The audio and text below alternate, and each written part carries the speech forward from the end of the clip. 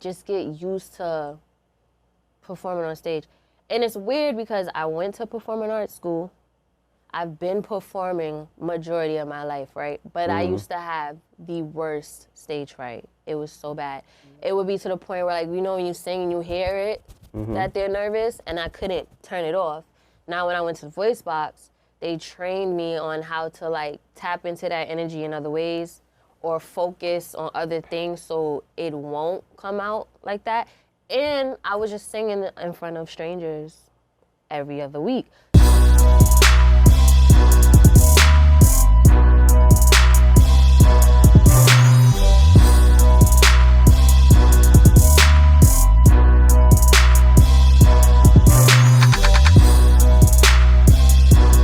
Back and chill. I'm your host, DNYC, and we the only show where you can kick back, relax, and have some fun here in New York City. I'm super excited and pumped up because this artist I'm about to bring to the stage is an artist from Brooklyn who's known for her latest single, Suicidal. Plus, first time in the function. I'm super excited to hear about her. She got a lot of great music, and she's hitting the stage. Show some love for Cheehe Lovato. Chechee! Hey. Hello, hello, hello. How are you? Living life, living life, living life. You know what happens when you motherfucker All right, lifestyle. cut the music off, cut the music off. How are you, Chechee? Welcome to the function. I'm so happy to be here. Thanks for having me. I'm good. How are you? I'm doing good. So, I love this. I love it. Thank you. Welcome to the function. You know, let's just jump straight in. You know what I'm saying? You're an artist. You know what I'm saying? And Yes. I know she's like, yeah, it's a lot, but you manage, you know? Yeah. But before we really dive deep, you know what I'm saying? Like, just tell us, you know, what made you want to get into this field, become an artist? So I boom, right? That's New York lingo.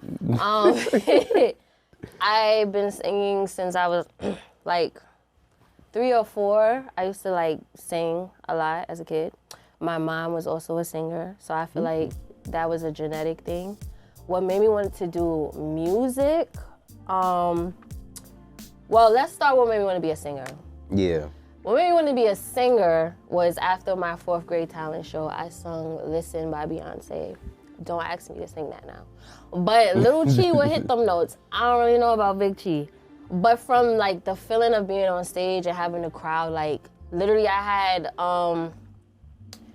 my mom's ex-boyfriend at the time was crying. So like I knew I had to be singing it, you know? But from that moment, I was just like, I like the feeling. I like to entertain. I was a very dramatic, like rambunctious kid, very animated. So what made me want to take music seriously, I was writing songs since I was 7. 7 years old when I started writing. And I got in the studio for the first time at 15. And I did my first song called My Way. It's still on SoundCloud. But just that feeling alone, I was like, okay, I want to be an artist. Like, I want to be a famous singer around the world. I want to be a celebrity. You know, what is it, Confessions of a Teenage Drama Queen? You know that movie? That kind of enhanced the little drama queen in me. So I just always wanted to just be like a star. Like, that's all I envision my life. I can't have a normal life. I don't see that for me. Okay, cool. Yeah. How did the name come about? Cheehe Lovato. So, you remember MySpace, right? I never had it. I did. You telling your age. And I wasn't, right, telling my age without telling my age. But I wasn't supposed to have it at the age I had it. So this had to be like 3rd grade, 4th grade. And I was in the library when libraries was cool. And my friend, she was on MySpace and she was like, yo, you need a MySpace. So I'm like, okay, cool. I didn't really know what it was much about, but everybody was talking about it. So she was like, you need a nickname. So my family nickname is Chink. Anyone close to me calls me Chink. I didn't want to use Chink. So she was like, you know what? I'm gonna call you Chechee. And it just stuck. That was my MySpace name. Chechee, Lewis at the time. But yeah, I got my nickname from the girl in the library. Her name is Nicolette. Shout out to you if you're watching this. And it just stuck. Okay, cool. Yeah, I ain't gonna lie, library that's when I actually did homework You and assignments know, and turned it in that's on when time. we read, for Yeah, real. now I'm just like, I gotta force my way to get in my zone and focus. Library It be one of those sadly bad. is closing down. You know, they're closing down certain libraries, which is the sad part, but good times, you know. All my badass kid days Me too. was in the library. I guess I have a lot of stories. Okay, cool. And you know, really talk about some challenges you face as an independent artist. You know, females, you're in a male-dominated industry. It's a lot of people that like music. It's starting to become a lot of females. You know what I'm saying? But curious to know some of the challenges. You know, it seemed like it's nothing for you to like be creative because it comes from your past experience. So the challenges you face, but you still rise above it. The big challenge right now is just to have people take me seriously. Believe it or not, I am getting up in the ladder, but I still have so much ways to go because everything is number based. So if your numbers is not the ideal for people that can put you on or put you in spaces and stuff like that, they're not really gonna take you seriously. And I feel like I run into a lot of opportunities that could potentially help me go crazy, but they're just set on the, oh, you don't have a huge following yet, so we can't really work Somebody with had you. told you that before? Yeah, a few times. I had labels tell me that. I had A&Rs tell me that. I was in this little listening panel recently, and you know, she said she was gonna get back to me and we're gonna work and stuff like that. But then, like, as time went on, and I try to reach out, like, so when we gonna lock in the studio, when we gonna do this, it's just always like a runaround. Or like, even with female artists, that's another big challenge. I feel like not all female artists, but the ones that I've been trying to work with are very catty or very like opportunisty. So again, if they, however go in they the may studio feel, and create some magic together. yeah, but women, the women I encounter, I don't want to say all, but the artists I encounter that's women, just, they're all in it for themselves. So like, I don't know if I'm intimidating because like my music is fire and I'm just a dope artist and they just want the spotlight for themselves. I don't know what it is, but it just never really works out. That's why if you like view my catalog, I have more male features and one female feature, just one. Shout outs to Ivy, because I know her, we've like trained together in artist development, and she was just really dope about it. I'm sorry, I don't want to cut you off. Can we really talk about that artist development? I can't stress so much of how I'll see an artist, either they perform at a showcase or wherever, and straight up they don't know boring. what the hell they're doing. They're boring. That's why people on their phone just scrolling through social media, talking to them. Yeah. Can you just talk about how important it is, artist development?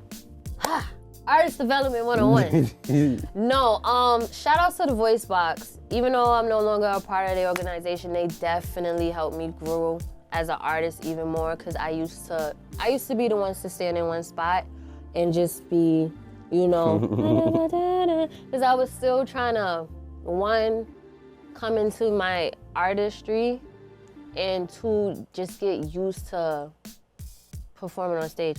And it's weird because I went to performing arts school.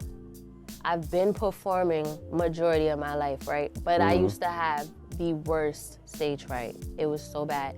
It would be to the point where, like, you know, when you sing and you hear it, that they're nervous, and I couldn't turn it off. Now when I went to the Voice Box, they trained me on how to like tap into that energy in other ways, or focus on other things so it won't come out like that.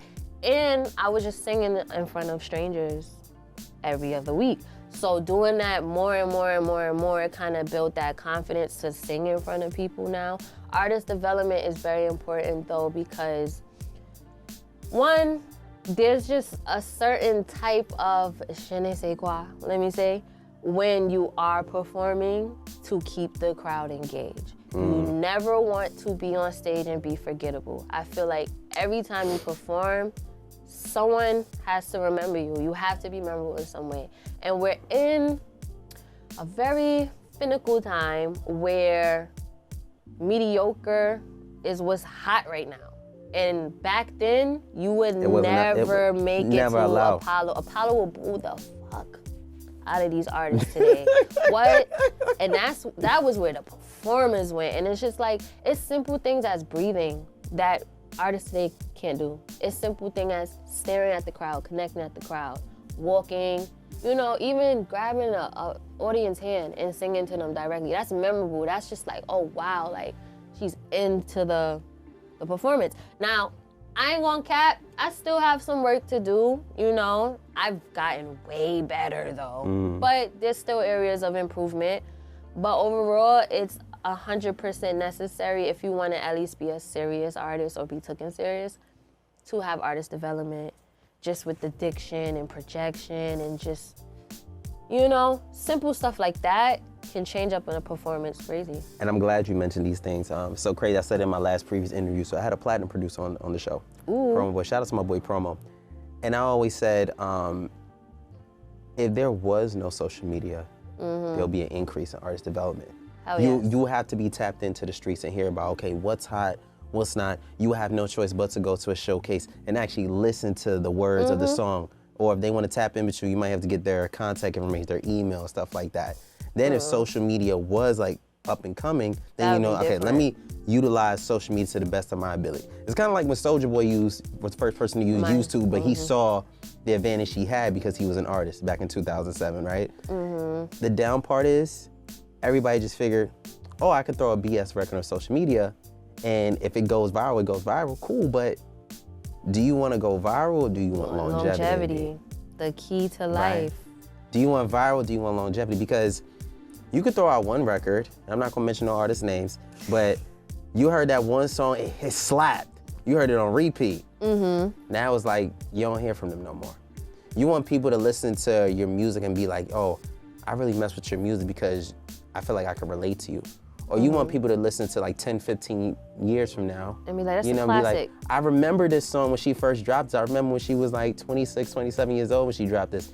Now look how far she is. And isn't it so crazy there's no huge stars now?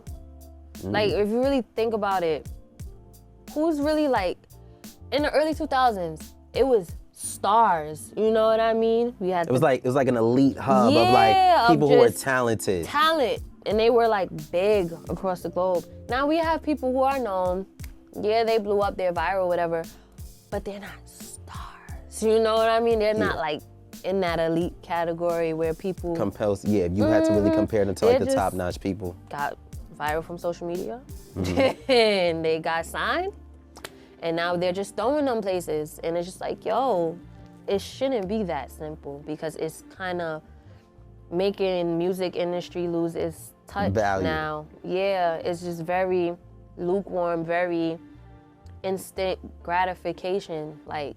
And that's not gonna get you far. And the labels don't help either. The labels kind of enable that because they only want people that go viral. And that was gonna lead, you know, to my next question. You know, do you wanna get signed to a major label or do you wanna remain independent? I know there's pros and cons to both, right? There's pros and cons to both. It is. But does the pro outweigh the cons with the label, or the pro outweigh the cons as an independent artist? Being that you're independent, you already know what you're going through. You know, everything's done on your own. You may have a team. So kind of want to hear your take. In a perfect world, how I envisioned my come up story is I get discovered. I still go independent, but I want a distribution deal with a label. I just want them to distribute my music or whatever that comes with that. But I would definitely stay independent because I want to be in charge of the type of music I put out, when I put it out, how I put it out. Even if I gotta put money behind it, it doesn't really matter. It's just, I want that type of control. I don't wanna be a gimmick. I don't want the labels to have these deadlines for me that's unrealistic or change my sound up to meet how everybody sounds, because I don't wanna sound like everybody else. One thing I pride myself on as an artist is being unique and different, and that trickles down to the type of music I make as well. There's not a lot of people making the type of songs I make, and I like that. I like to just stay in my own lane. I also kind of like changed the type of artist I want to be recently. Like, it's still R&B, but I would consider myself more like alternative R&B. But yeah. I always say cater to a specific audience. You know, if you feel like you're getting a lot of growth within that one section, then it's like, okay, cool, let me tap in with this new sound. Let me see if they're rocking with this. If they're not, it's not really getting me as much engagement that I wanted it to be.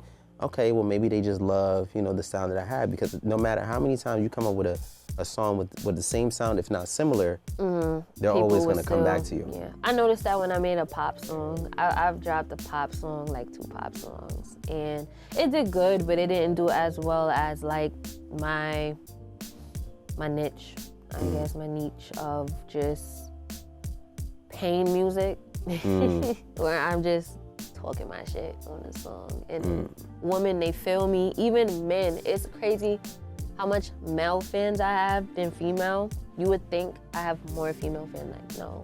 When I look at like the stats on Spotify especially, it's more percentage of males that listen to me than females. I'm like, that's so interesting, but that's also so dope because, you know, males usually listen to rap. Yeah, cool. Well, enough of the EPs. It's time for you to perform. I'm excited for you to hit the stage. First time at the function. Yo, I can't with you, man. I'm excited for this. You ready? Of course. All right, cool. We got Cheehe Lovato in the building, so keep it locked and stay tuned. Did it cut or no? Or were you still? It did. Oh, okay. This evidence